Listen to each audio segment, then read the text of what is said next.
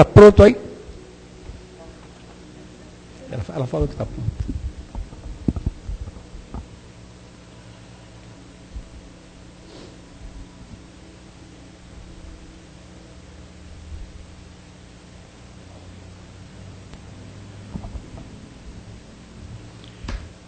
Então nós vamos falando boa noite a todos presentes, né?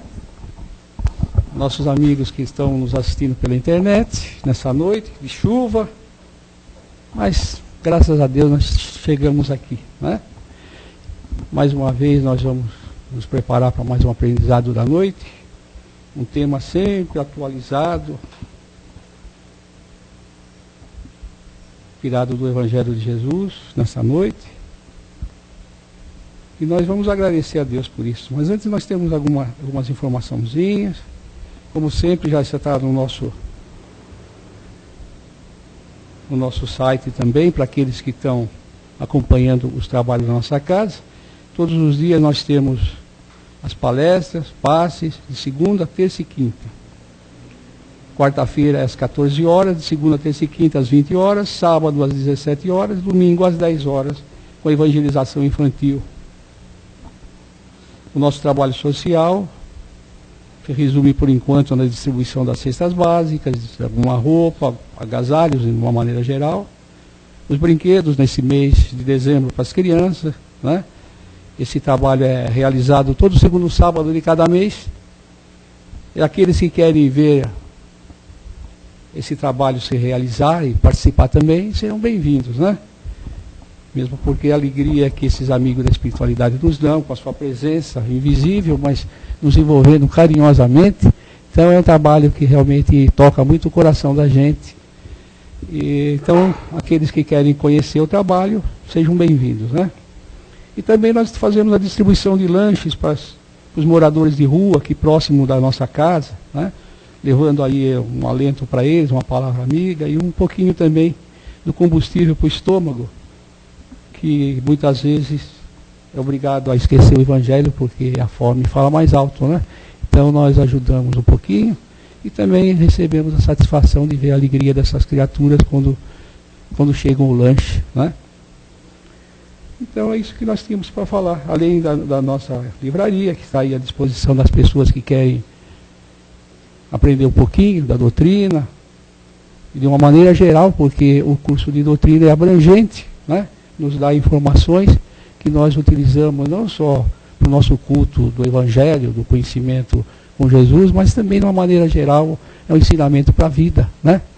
Então nós agradecemos a Deus por estarmos aqui na Casa do Caminho.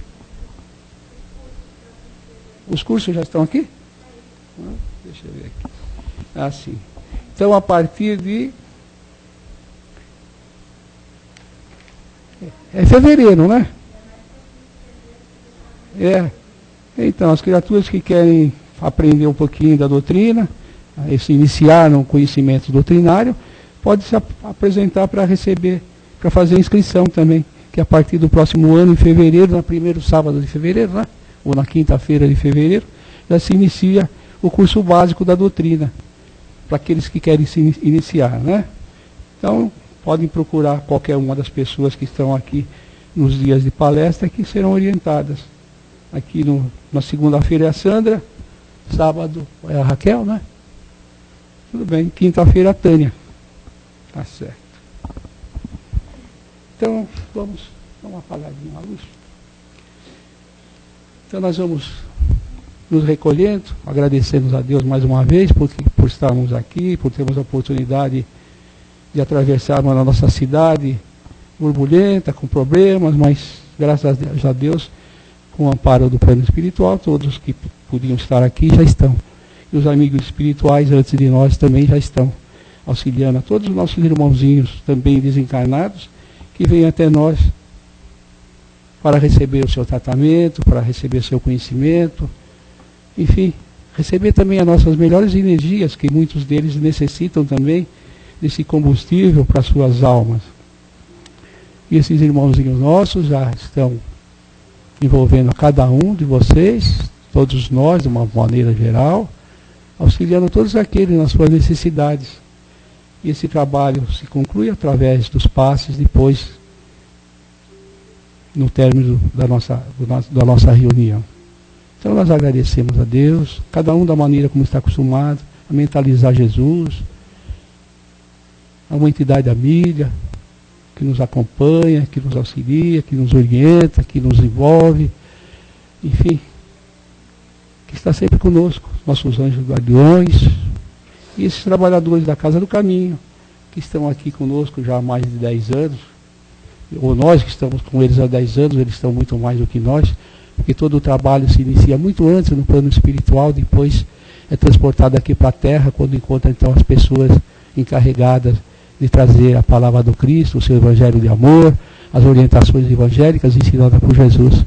Então nós agradecemos a toda a plena de trabalhadores do plano espiritual e ao nosso dirigente espiritual particularmente, qual pedimos permissão para iniciar a nossa reunião dessa noite. Hoje o tema da noite é a Escola das Almas. É um livro, é baseado no livro Jesus no Lar, do Chico Xavier, e o espírito é o Neio Lúcio. O nosso irmão Amir vai fazer mais uma vez esse tema, que ele já fez na quinta-feira, e nós que já assistimos vamos prestar bastante atenção para aprendermos um pouco mais com ele. Daquilo que deixamos de observar, né, de captar, vamos captar agora. O espaço é seu, vamos envolver o nosso amigo para que ele seja bastante feliz. Esse microfone é aqui, ó.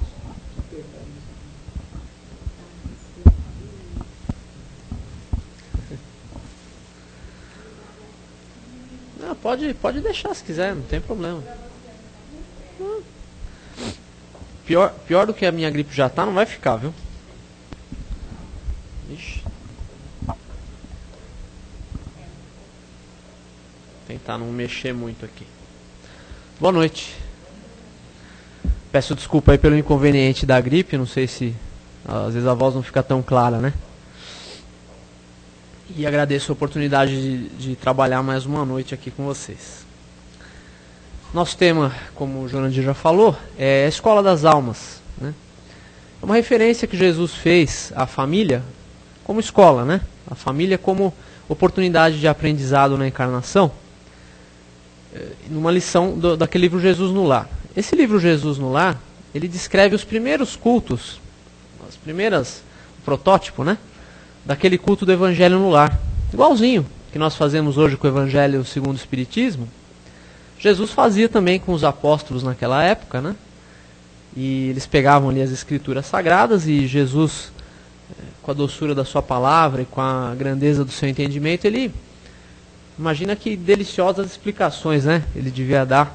E algumas delas a gente tem nesse livro, né, aqueles momentos tão preciosos que foram para eles naquela época, nós podemos, apesar de não poder desfrutar, né, do momento que ocorreu, mas a gente pelo menos pode ter as lições, né, as palavras exatas de Jesus nesse livro do Neio Lúcio, que é o Jesus no Lar. Então nessa lição Escola das Almas, né, já que a gente está falando do Evangelho no Lar, por que é bom, né? Por que a gente na casa espírita, em todas as casas, a gente sempre fala que é bom fazer o Evangelho no lar? Ah, é bom fazer, é bom fazer. Por que é bom fazer? Né? Será que é só para tirar a assombração da casa? Né? A gente faz... Normalmente a gente, quando muda para uma casa nova, né, para uma casa que a gente não conhece, a gente fala, não, a gente não sabe que tipo de espírito tem aqui, vamos fazer bastante Evangelho para tirar a coisa ruim. Né? É assim que a gente fala. É um pouco isso mesmo, né? Primeiro é para a gente, para o nosso próprio estudo, né, para a nossa própria discussão dos textos sagrados e para aumentar a nossa compreensão. Porque cada vez que a gente percorre o livro Evangelho segundo o Espiritismo e discutindo com as pessoas, a gente entende de uma maneira diferente. Normalmente a gente leva um ano, às vezes até mais, para fazer o livro inteiro. E quando a gente passa pela segunda, pela terceira vez, naquela mesma lição, a gente tem um entendimento diferente. Né? A gente nunca entende só aquilo que a gente entendeu na primeira vez. Normalmente a gente melhora a nossa capacidade de compreensão. Mas tem um outro detalhe, que é esse que a gente está falando de tirar a assombração. Mas como que é isso? É uma coisa mágica? Não, não é uma coisa mágica. Porque o nosso lar, como qualquer casa, ele pode sim ter espíritos ligados ali àquele ambiente E pode ter também espíritos ligados a nós que não deveriam estar ali, né? Eventuais obsessores, eventuais espíritos curiosos que muitas vezes entraram conosco no nosso lar e ficaram ali. Às vezes parentes desencarnados que ficaram ali, voltaram e quiseram ficar perto de nós de alguma maneira. E às vezes espíritos ligados àquele imóvel, àquela casa, espíritos que já moraram ali, que gostaram de viver ali, né? E que ali eles passaram essas experiências e não querem sair dali. Então, primeiro, ele tem a oportunidade do nosso mentor, né, o nosso anjo da guarda e a equipe espiritual que assiste o nosso Evangelho no Lar, socorrerem esse espírito, né? Esclarecerem esse espírito, não é tirar ele à força de lá, né? Mas através do esclarecimento, através da conversa, através do entendimento. Porque muitas vezes esse espírito que está lá, que pode ser pouco evoluído, um espírito sofredor, ele não tem nem condições pela densidade vibratória dele de ver o mentor, né? Muitas vezes os espíritos mais evoluídos passam ali por ele e ele não vê, porque a vibração dele é muito diferente da vibração elevada desses mentores. E quando ele escuta esse espírito mais sofredor, quando ele escuta a nossa explicação do Evangelho, quando ele ouve aquela leitura em voz alta que nós fazemos, muitas vezes ele aprende alguma coisa com aquilo, né? Ele aprende as lições sublimes do Evangelho e com isso a vibração dele se eleva. Com a vibração dele se elevando, ela se aproxima um pouco mais da vibração do mentor, da vibração daquele espírito socorrista, e aí ele consegue ver esse espírito e consegue se comunicar. E muitas vezes é aí que ele é socorrido, né? Então tem muitos motivos para a gente fazer o Evangelho no Lar e esse é apenas um deles, né? Mas o maior deles é a nossa própria renovação, o nosso próprio entendimento. Porque afinal, o Espiritismo, ele é amor e conhecimento, né? Kardec dizia isso, né? Amai-vos e instruí-vos, né? E essa discussão do Evangelho no Lar é um aprendizado, como que nós estamos tendo aqui hoje, nós estamos discutindo alguns textos, né? Então vamos entrar no nosso tema aqui da família, né? Jesus diz nessa mensagem Escola das Almas que a família é uma oportunidade de evolução, é uma oportunidade de aprendizado. Por que isso, né? Porque quando nós sabemos pelo Espiritismo que nós evoluímos pelas encarnações, né? Nós evoluímos também no plano espiritual, desencarnados, mas tem muita coisa que nós só podemos fazer aqui. Nós precisamos estar encarnados para fazer algumas coisas. Então, essa reencarnação para nós é um instrumento necessário na evolução. E nós não reencarnamos sozinhos, nós reencarnamos sempre junto com alguém, né? Porque a nossa necessidade evolutiva, ela pressupõe o contato com as outras pessoas, né? No Livro dos Espíritos, é muito clara a mensagem de que aquela vida de contemplação, isolada no alto de uma montanha, onde não se vê ninguém, e hoje a gente pode pensar nisso como uma pessoa que faz a compra do mês todo ali, e faz tudo pela internet, e fica fechada dentro de um apartamento, né? Não precisa ser na montanha, dá para ser um eremita dentro da cidade. Faz toda a compra dela pela internet, fica ali o mês inteiro fechada naquele apartamento, não tem contato com ninguém, não liga para ninguém, não manda mensagem para ninguém, nada disso, né? Essa vida é uma vida infrutífera em termos de evolução, né? Porque a nossa evolução pressupõe o contato com as outras pessoas. Por que é tão necessário esse contato, né, com as outras pessoas? Porque nós erramos juntos no passado. Se nós encarnamos juntos no passado e erramos juntos, nós temos que tentar acertar juntos agora, né? Então a reencarnação é uma oportunidade de que nós venhamos a reencontrar primeiro os nossos amigos espirituais, né? Nem só de inimigo também vive a reencarnação. Então nós encontramos nossos amigos, aqueles espíritos que nos são caros ao coração e que ajudam a nossa caminhada, e reencarnamos também com aqueles que erraram conosco, né? E isso pode acontecer dentro do nosso lar, dentro da nossa família, não necessariamente fora, né? Muitas vezes aquele espírito com que a gente não conseguiu se reconciliar de maneira nenhuma, né, ele tem que ficar cada vez mais perto de nós, né? Eu costumo dizer aqui, né, que quanto mais longe a gente jogou o outro lá para trás, mais a gente tem que voltar para buscar, né? Quanto mais longe a gente joga o outro, mais perto ele vem na outra encarnação, né?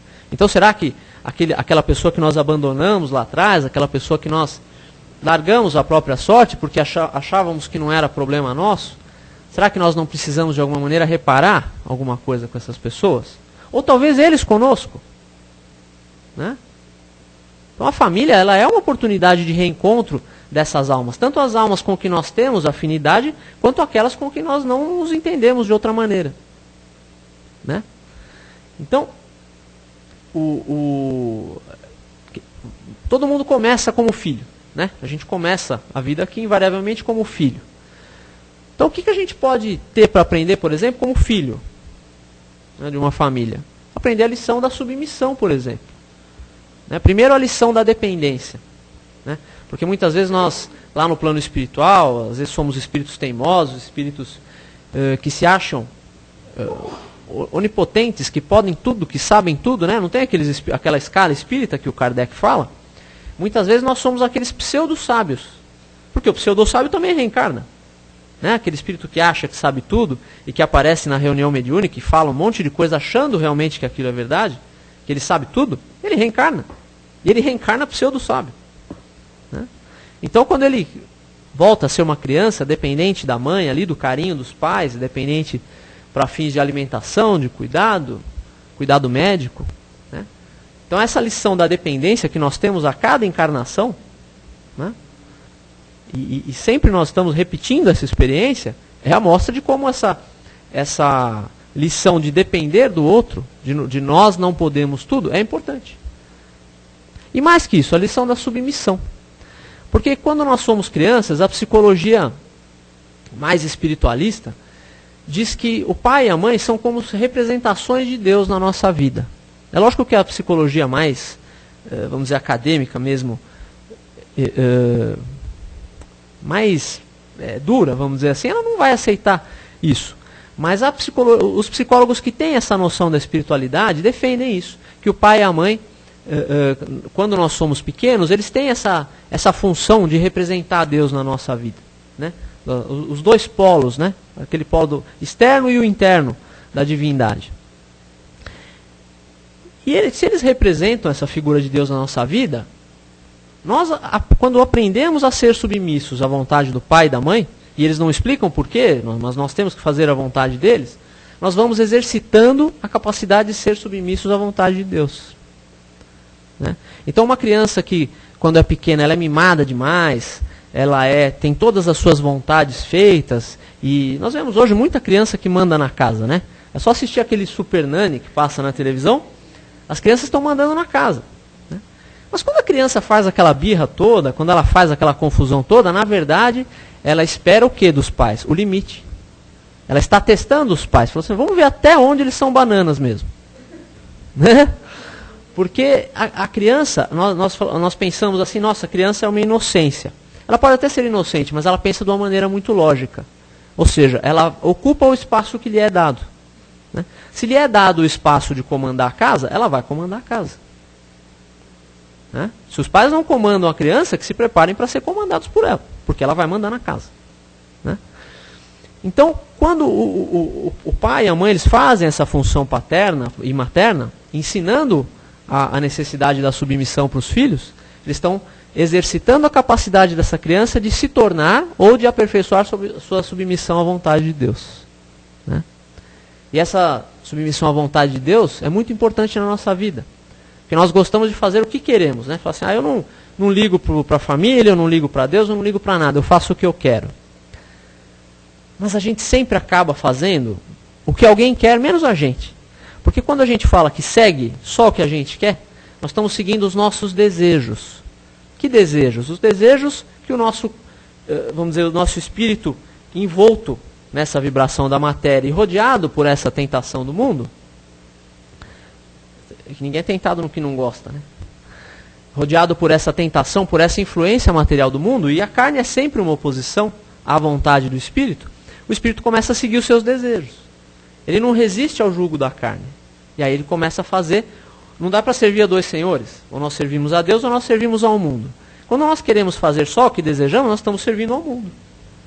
Então não estamos servindo a nós mesmos. Porque se nós servíssemos a nós mesmos, nós faríamos a vontade de Deus. Porque é Ele que sabe o que é melhor para nós. Ah, mas eu não sei o que Deus quer que eu faça. Sabe? Todos nós sabemos. A lei de Deus está na consciência do homem. Na verdade, quando nós cometemos um erro, no fundinho nós sabemos que aquilo está errado. No fundinho nós sabemos que aquilo deveria ser feito de outra maneira. Né?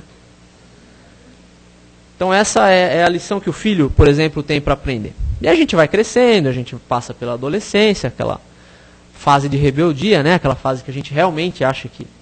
Quando criança a gente desconfia que é Deus, né? Quando adolescente a gente tem certeza que a gente é Deus, né?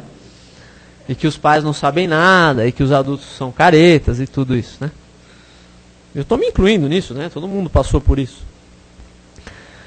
E aí nós conhecemos alguém e falamos, nossa, agora minha vida vai mudar porque eu conheci minha alma gêmea. Olha, minha alma gêmea. Né? Me completou. Né? Achei minha cara metade. Será que existe mesmo esse negócio de alma gêmea? Né? O Livro dos Espíritos é muito claro ali na resposta. Que não existe união particular e fatal entre duas almas. Existe sim uma ligação entre toda a humanidade. Né? A grande família universal sob o comando de Deus. E existe a lei da afinidade. Né? Então essa pessoa que nós achamos que é nossa alma gêmea, ela realmente pode ter uma afinidade perfeita conosco. Né? Podemos estar no mesmo grau de evolução, ter os mesmos gostos, as mesmas preocupações, as mesmas opiniões. Mas não significa que ela é nossa alma gêmea. Algema. É, às vezes acaba virando uma algema mesmo, né? Porque assim, se a gente tivesse alma gêmea, a gente não seria completo. Nós seríamos uma metade. Se nós precisamos da outra metade para completar, a gente seria só metade. E ninguém foi criado meio espírito. Nós somos espíritos inteiros. Né? É a nossa dependência emocional, é a nossa carência que faz com que nós achemos que eu pego tudo que falta em mim e coloco no outro. E aí, minha alma gêmea. Olha aqui, que maravilha. Né? Então nós temos que desmamar dessas ideias, porque isso é muito antigo, pessoal. Isso é muito antigo, é uma ideia que já vem de muito tempo, esse negócio de alma gêmea. Né? O Camões, né, tinha um negócio, falava alma gêmea da minha, alguma coisa assim. Então isso é muito antigo. Né? É. Pois é. E então a gente não tem que ter essa coisa de alma gêmea. Né? Nós somos espíritos completos, estamos aqui para evoluir. E nós vamos evoluir com quem? Com essas pessoas que nós achamos até que é alma gêmea. É alma gêmea no começo. Casa com ela para você ver se a alma continua gêmea. Ela vai ficando um pouco um irmão mais distante e tal. Uma coisa. Chega lá, fica um pouquinho mais distante. E aí essa lição que nós precisamos aprender. Né? É quando nós começamos a enxergar os nossos defeitos no outro e continuar amando esse outro como nós amávamos, aí sim nós vemos se nossa capacidade de amar é realmente boa. Porque amar o outro enquanto ele é perfeito, enquanto ele só mostra, né, quando é solteiro, aquela coisa toda, só mostra o que é bom, né, só mostramos o nosso lado bom, aí é muito fácil, não dá para amar qualquer pessoa. Né? Mas o duro é, como o Humberto lá da Federação costuma falar, né? Come 1 quilinho de sal com ele para você ver se é tua alma gêmea, né? Porque quanto tempo a gente leva para comer 1 quilo de sal? No mínimo uns 2 meses aí, né? Então, aí dá para começar a ver se é nossa alma gêmea mesmo. Se nós somos tão evoluídos assim, se aquela pessoa está tão pronta para ser nossa e nós temos tanta afinidade com ela, né? Mas então se não existe alma gêmea, então pode separar? Cara, se não tem alma gêmea, não nasceu grudado. Se não nasceu grudado, pode separar? E aí não tem problema? Alguém poderia perguntar isso, né? Hã? Exatamente, responsabilidade. Então, nós temos o livre-arbítrio, né? A doutrina espírita não proíbe nada e também não permite nada, mas ela esclarece o que pode acontecer, o porquê, né, disso está acontecendo e o que pode acontecer em função do uso do nosso livre-arbítrio, bom ou mal. Né? Então, provavelmente, para que nós vamos adiar uma coisa que já está começada? Né? Então, se nós temos a oportunidade de reparar hoje com um relacionamento que já começou, vamos tentar reparar na medida do possível. É lógico que se a desunião e a falta de afinidade é tão grande que gera brigas diárias e aquilo a permanência vai gerar nas pessoas um grau de dívidas maiores do que elas já vieram, aí é melhor separar mesmo. Que aí, na verdade, já estão separadas, estão juntas só de corpo. Né? Não existe uma união aí. Né? Não existe aquela coisa que Deus uniu, aí não existe. Né? Se só há briga, se só há desentendimento, aí não existe. Aí se a coisa for ficar pior, é melhor separar mesmo. Né? Mas se for possível suportar, se for possível ceder alguma coisa, é melhor dar seguimento nesse resgate. Né? É melhor. Porque o Chico falava o seguinte, que o verdadeiro amor, ele não cansa o coração. Né? Ele pode até cansar o corpo, né? Quando a gente carrega cesta básica, alguma coisa assim, a gente fica cansado. Mas não deve cansar o coração.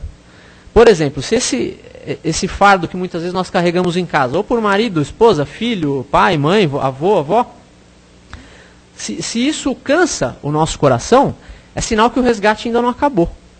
É sinal que ainda precisa gastar energia para manter aquilo junto. Isso é mais um sinal que é melhor continuar. Porque também não adianta nós falarmos assim, olha, eu vou aguentar o máximo que der essa figura aí, para ver se ele, vou rezar para ele desencarnar logo, e aí eu estou livre, não quero mais ver esse traste. Né? Se nós pensamos assim, vemos o outro como um traste, já estamos começando a preparar a próxima reencarnação casado com ele de novo. E provavelmente ele vai vir mais feio, mais gordo, mais careca, vai fumar mais, vai ser mais chato. Por quê? Porque nós contribuímos para que ele fique assim. Para que ele fique mais chato, mais exigente. E ele conosco, né? Às vezes a coisa é mútua, né? E tem uma coisa muito interessante aqui que eu trouxe. O Jurandir já vai ter que me ouvir falar isso pela segunda vez. No livro Estudando a Mediunidade, do José Martins Peralva, é um livro que fala sobre algumas obras do André Luiz, né? Ele dá alguns subsídios para a gente entender um pouco melhor o André Luiz. Ele separa aqui alguns tipos de uniões, né? Ele fala que existem uniões transcendentes. São aquelas uniões raras, onde as pessoas são almas já sublimadas que vêm para cá para fazer alguma realização. Não tem nada para espiar, não tem prova, não tem nada. Só que às vezes nós vamos passar a vida inteira e vamos conhecer talvez uma ou duas dessas uniões, porque são realmente raras. Existem as uniões afins também. Ah, essa é a minha. Eu fiquei afins do meu namorado, então a gente ficou afim um do outro, então a nossa é essa. Acho que não. Se foi tão simples assim, não deve ser essa.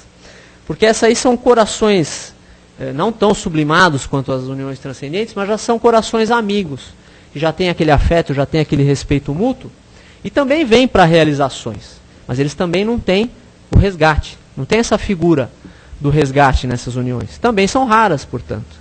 Por quê? São raras as almas que têm esse grau de evolução na Terra. Né? A Terra é um mundo de expiações e provas, portanto aqui são raras esse tipo de espíritos. Né?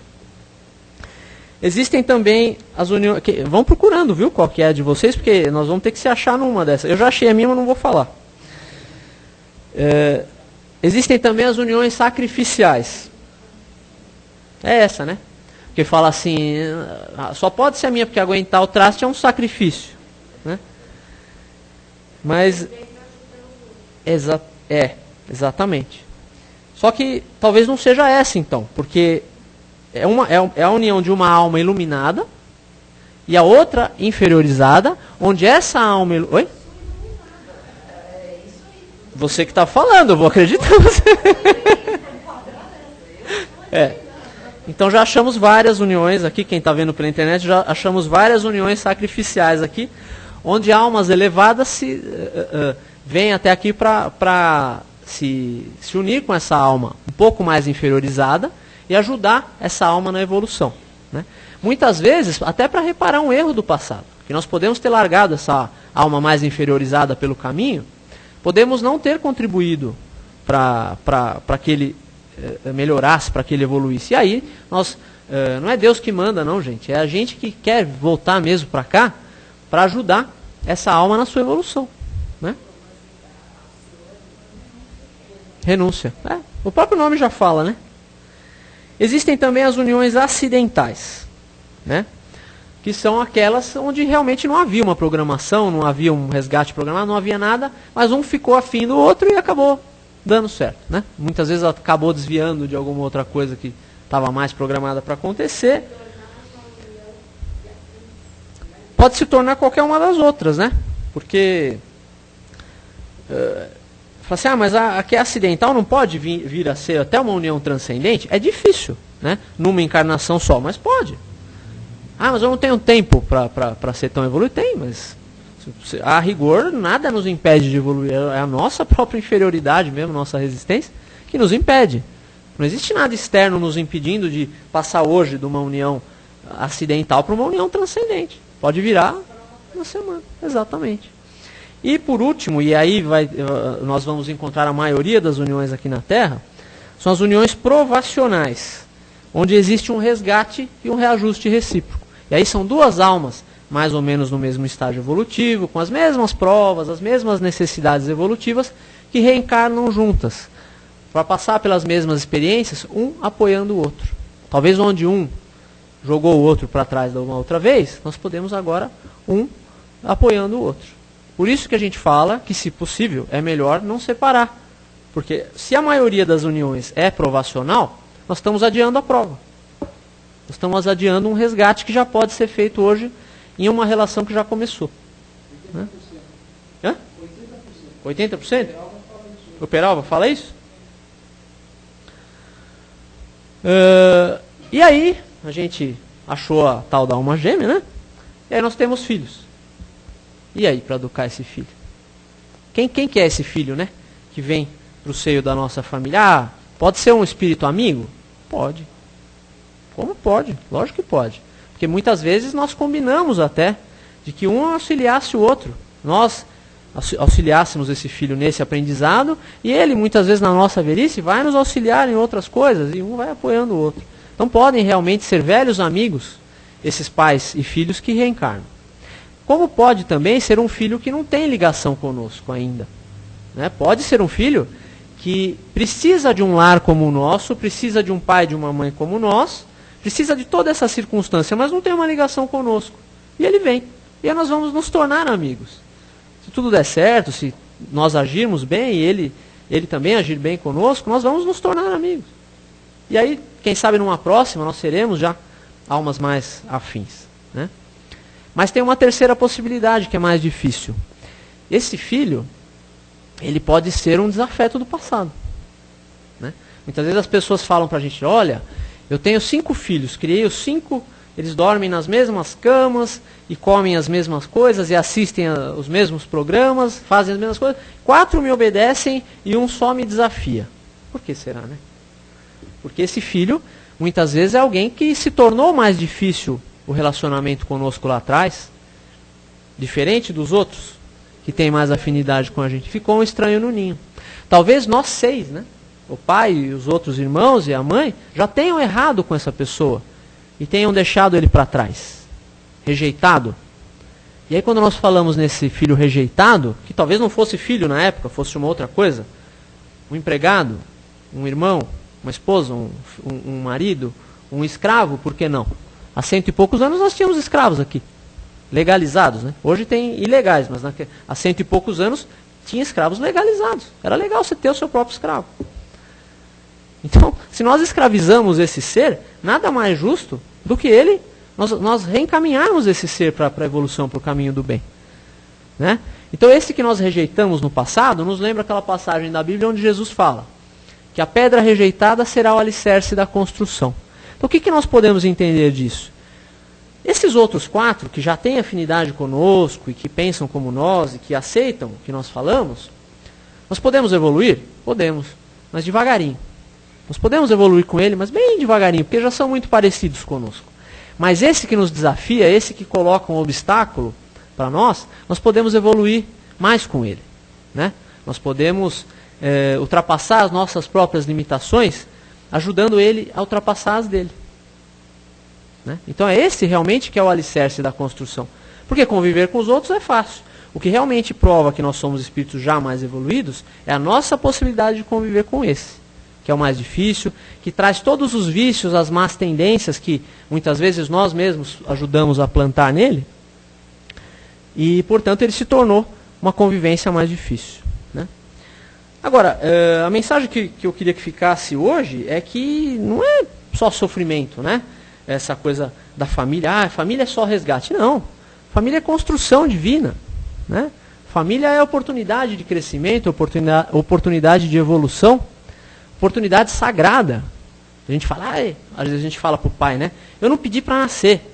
Realmente, você implorou para nascer, você não pediu. Nós imploramos para nascer, porque nós precisamos dessa experiência reencarnatória.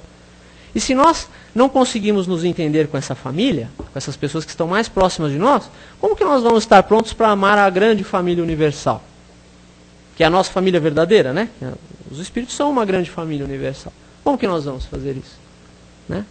Então é uma coisa muito bonita essa coisa de nós podermos ajudar uma alma que muitas vezes é inferiorizada, que nós ajudamos a inferiorizar no passado, ajudar ele a ter boas realizações através do nosso exemplo, através do nosso amor, né?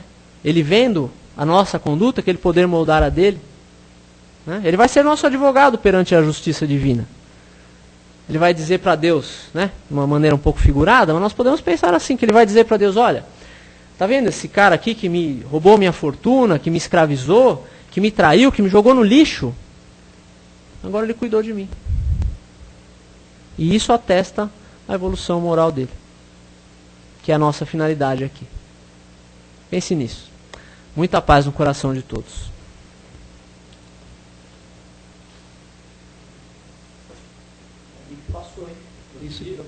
Isso que eu ia falar para você, você até esqueceu da gripe. Eu fiquei pedindo ali para amenizar, daqui a pouco eu volto, né? O assunto é família, né?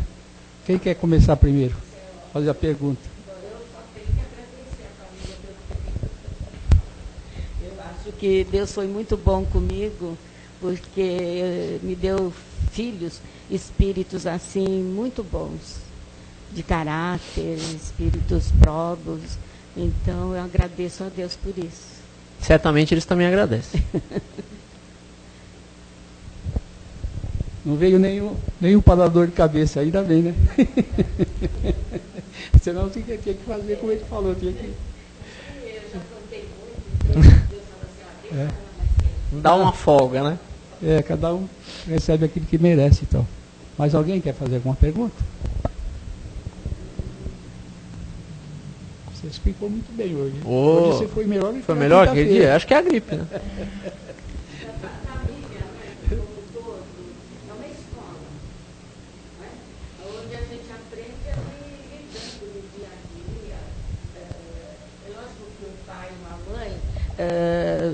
Faz sacrifício para manter a família unida. Isso quando ele já tem algum conhecimento, quando ele sabe o que a vida nos pede, qual a responsabilidade que ele tem na condução dessa família, né? Na orientação que ele tem. E os limites, como você disse, são de mais importância. Você pôr limites para que esses filhos... Porque você não está criando filhos só para você. Você está criando para o mundo. Você está criando um que será um cidadão nesse mundo. Então você tem que, além dos exemplos, além do cotidiano, das lições ali que são aplicadas, são vivenciadas, você tem que impor limites e dizer não quando necessário. Né? Porque às vezes a gente acha que o amor é só tratar bem. Né? A gente acha, aquele pai é amoroso, olha como ele trata o filho. Ele compra tudo para o filho, do bom e do melhor, ele trabalha 16 horas por dia para dar de tudo para o filho. Isso pode ser alguma coisa que não seja amor também. Né? Porque muitas vezes, veja bem, se nós estamos trabalhando 16, é lógico que tem casos que a necessidade é extrema, que realmente não tem outro jeito. Mas vamos supor aquela família que tem já uma condição razoável, né? Mas que o pai muitas vezes deixa o filho, né, para ficar trabalhando 16 horas, o pai e a mãe. E aquela criança, vai para que ela tenha de tudo que eles não tiveram, eles estão querendo que ela tenha alguma coisa que talvez ela não precise. Né? Porque muitas vezes, não é o que a gente... Será que o que é o que a gente está dando que o filho precisa? Né? Ele precisa de limite, ele precisa de ensinamento, ele precisa de tudo isso. Né? E às vezes o que a gente quer dar é material. Enquanto os pais às vezes estão dando, trabalhando tanto e ficando tão ausentes, para dar o melhor materialmente para o filho, muitas vezes o filho está nas piores companhias, espirituais e materiais também, né? Encarnados e desencarnados. Porque ele está começando a desenvolver ali uma ausência de limite e uma ausência dos pais. Se torna egoísta. E como eu disse no começo, essa noção do limite, né, que os pais têm que dar para os filhos, é até um treinamento para que nós depois saibamos obedecer às leis. Não só a lei religiosa, mas a lei civil também. Né? A lei do país. A lei dos homens é a lei de Deus também. Então, se a criança não aprendeu a obedecer regras, né, não passou pela frustração de ser limitado nas suas necessidades em favor do bem geral, ele não vai ter noção do que é cumprir regra quando ele crescer. Hoje nós vemos, por exemplo, né, uma coisa muito comum da gente ver, que às vezes parece uma coisa boba, mas é nessas coisinhas do dia a dia que a gente observa o que as pessoas têm por dentro. Muitas vezes, 2 horas da manhã, nós passamos às vezes por algum lugar e olhamos ali, tem aquele barzinho com mesa na calçada e batuque ao vivo e microfone e tudo, só que a 2 metros dali tem uma casa com gente querendo dormir. Muitas vezes uma pessoa de idade, uma criança pequena, doente, muitas vezes, querendo dormir. Um pai de família que amanhã precisa levantar às 4 da manhã para trabalhar, ainda não conseguiu dormir às 2. Então, será que essas pessoas que não veem, não percebem que estão ultrapassando o limite do bem geral para o seu próprio bem, será que elas tiveram limites quando eram crianças? Ou será que foram educados com aqueles pais, eu sou um pai amoroso, eu deixo meu filho fazer tudo o que ele quer. Isso não é amor, isso é irresponsabilidade. No Evangelho segundo o Espiritismo tem uma mensagem que diz o seguinte, né? Alguma coisa mais ou menos assim, ali naquele honrar pai e mãe. Que o filho confiou na capacidade dos pais, quando ele topou reencarnar, ele confiou na capacidade desses pais darem a educação e o ensinamento que ele precisava. E ali ele dependia, de certa maneira, dos pais para que ele se tornasse um espírito evoluído. Se pela negligência dos pais isso não acontece, o próprio castigo dos pais, quando desencarnar, vai ser ver o filho que dependia deles entre os espíritos sofredores. Será que para quem é mãe, quem é pai, que tem um castigo pior do que isso? Ver o seu filho entre os espíritos sofredores, numa região de sofrimento, por culpa da sua irresponsabilidade? Acho que realmente não precisa de punição mais nenhuma, né? Já é suficiente, né? Naquele livro Aconteceu na Casa Espírita, tem um caso assim também, daquele mentor do centro que fez de tudo para poder resgatar o filho, né? E o filho ia reencarnar como filho, né? Depois de 100 anos nas trevas lá chefiando, ele ia reencarnar como filho do dirigente do centro, no centro que ele odiava tanto, né? Mas é muito legal esse livro. A grande lição que está nessa lição, né, Escola das Almas, que Jesus fala para a mulher, né, da lentilha que precisa cozinhar, do pão que precisa assar, é a paciência, né, com as criaturas que estão à nossa volta.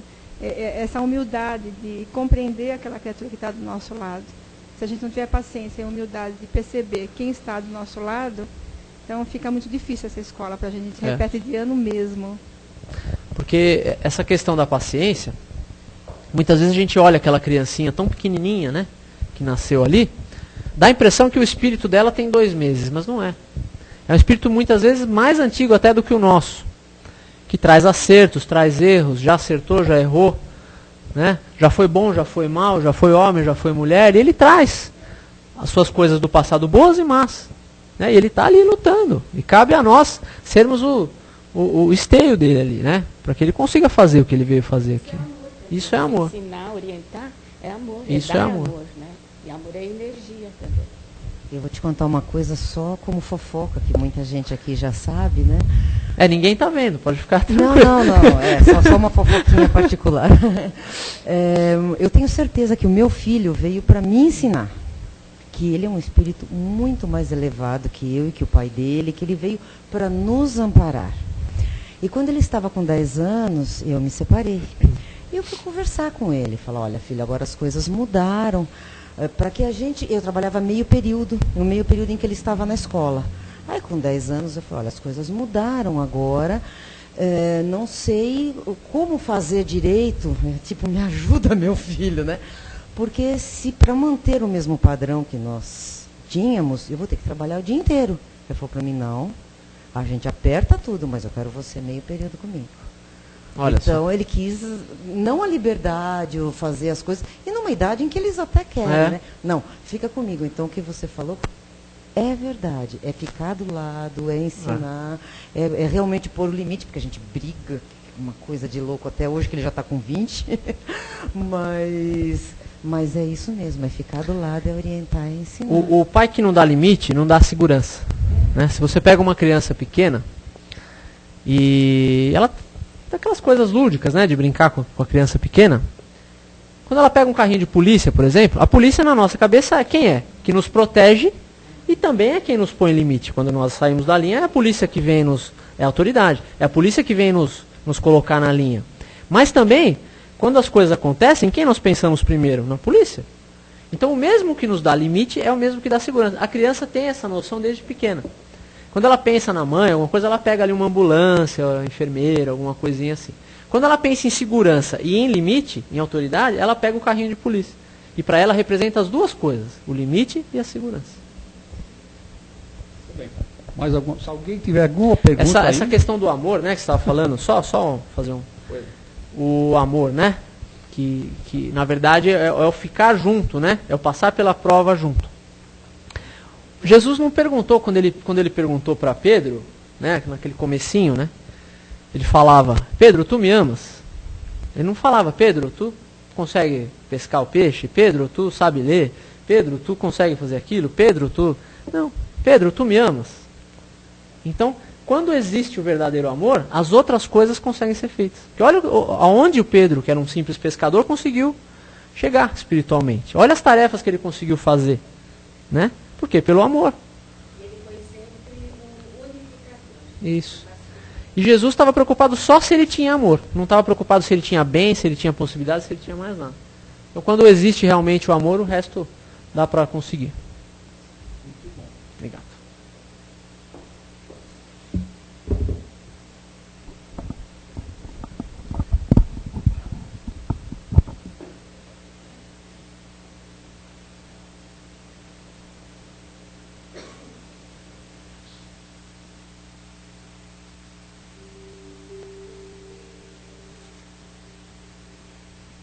Muito bem. Então nós voltamos para a nossa sala, para nossas reflexões, nosso recolhimento inicial, agradecendo a Deus por mais essa oportunidade que nós tivemos de trocarmos ideias a respeito dos princípios familiares, das orientações de Jesus, principalmente para todos nós, para a família, da necessidade que nós temos da harmonia, do entendimento fraterno, e graças ao conhecimento espiritual nós podemos ter uma vida mais tranquila, mais feliz e passar também isso adiante como exemplo. E esse amor todo que nós mergulhamos através das palavras, das vibrações carinhosas, de tudo aquilo que nós ouvimos, nós vamos também fazer isso em forma de vibrações, envolvendo toda a nossa humanidade, pedindo a Deus a sua misericórdia infinita, na sua bondade, na sua justiça, que possa encaminhar para toda parte essa orientação de Jesus, embora as pessoas não tenham oportunidade dos mesmos conhecimentos, das mesmas oportunidades que nós estamos tendo, mas que eles possam receber isso no coração, em forma dessas vibrações carinhosas, alertando nossos irmãos, levantando o desomoral, fortalecendo os seus espíritos, iluminando os seus pensamentos.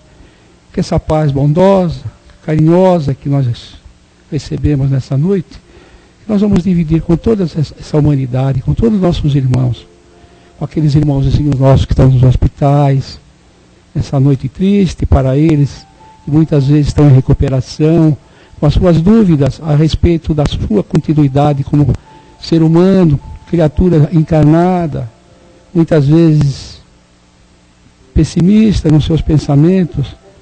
Que essas vibrações de amor possam envolver esses nossos irmãozinhos, fortalecendo-os na sua fé, nas suas esperanças.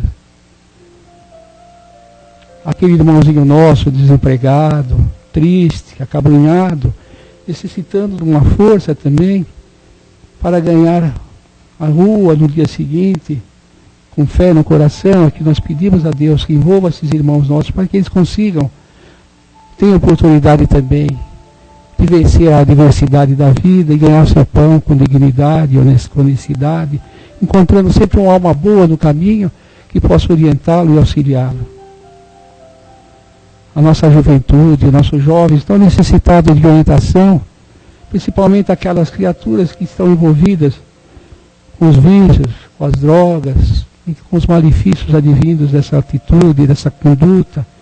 Tão necessário que todos nós vivemos por eles, e aqueles que podem fazer um pouco mais nas suas orações, nas suas orientações para os moços, para que eles tenham conhecimento da bondade que Deus tem por todas as suas criaturas, para que eles vejam a luz no caminho, a luz no fim do túnel, como nós dizemos normalmente. Encontre saída para vencer as suas dificuldades, a dependência química tão terrível que assola a nossa humanidade hoje, em todas as partes do nosso mundo. Que essas criaturas recebam muita ajuda, que essa nossa juventude espiritual tão atuante esteja sempre presente, orientando os nossos jovens. Vamos vibrar pelos nossos amigos, os nossos vizinhos, as criaturas com que nós mantemos a nossa amizade, e às vezes não tão boa, que a simpatia possa nascer da compreensão, da paciência. Que Jesus ampare e proteja todos os nossos irmãos. Vamos vibrar pelos nossos lares, pedindo a paz, que nós possamos levar sempre essa paz para o lar, envolvendo nossos entes queridos com muito amor, que nós possamos ter paciência com todos e que eles tenham conosco também, porque como nós vimos nessa noite e ouvimos, nós estamos para progredir, todos estamos juntos e não é por acaso, nós sabemos disso. Que Jesus envolva todos eles na sua paz, no seu amor, e que nós possamos conviver de maneira cristã com todos eles. Se nós tivermos algum amigo, algum conhecido, alguma pessoa da nossa amizade necessitada, nesse momento, vamos pedir aos nossos bondosos amigos espirituais que levem então o alento, a proteção, a luz, o fortalecimento a essa criatura, no lar, ou no hospital, onde estiver. Que Jesus ampare e proteja todos os nossos irmãos de humanidade.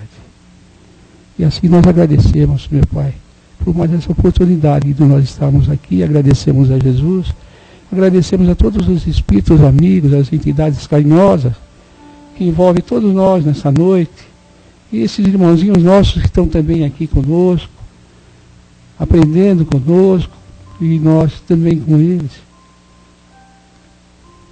Que saiam daqui mais fortalecidos também, que o seu horizonte se abra, para que eles vejam que a vida continua, a vida linda e bela que Deus proporciona a todas as suas criaturas, que eles terão oportunidade novamente de estar aqui no palco da vida para continuar também o seu progresso, como todos nós estamos nessa encarnação. E assim nós vamos pedindo permissão ao nosso dirigente espiritual para encerrarmos nossa reunião até essa parte. Que o nosso trabalho continue através dos passes, do auxílio e da assistência espiritual. E nós vamos ter uma semana de muita paz, se Deus quiser, com todos os nossos conhecimentos já dentro dos nossos pensamentos, dos nossos corações, e a certeza de que nós podemos ser sempre um pouco mais felizes através da nossa fé. Graças a Deus.